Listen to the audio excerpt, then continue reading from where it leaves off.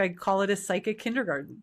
So if I'm going to start to say hello to you as spirit, and I can get that color, the color vibration where you are resonant with your original essence, what you came here, not all the experience that you had or the programming from your parents or anything like that. I'm going to say hello to your spirit, and it might be sapphire blue, and it might be aqua or turquoise or pink.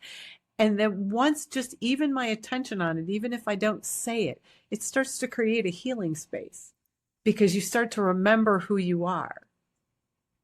So it's less of a process per se and how to get there than what happens once you start that process. Gotcha. Does that make sense? Yeah, it does.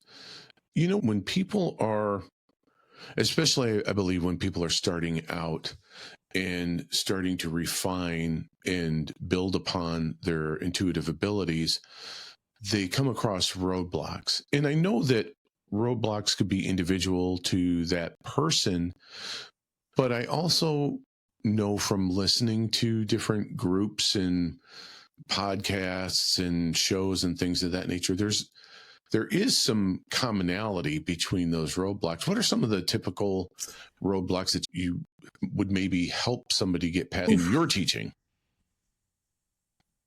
Roadblock. Wow. I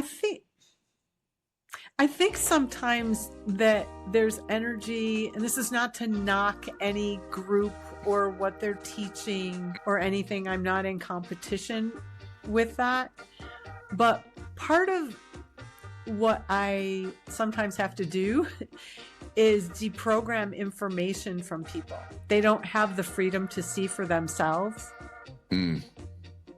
There's a lot of spiritual like rules or, oh, you gotta protect your boundaries, take out your gun and don't you dare cross my line. Things like that. One of the things I teach when I have people learn where their boundaries are, because most of the time people don't know where they are.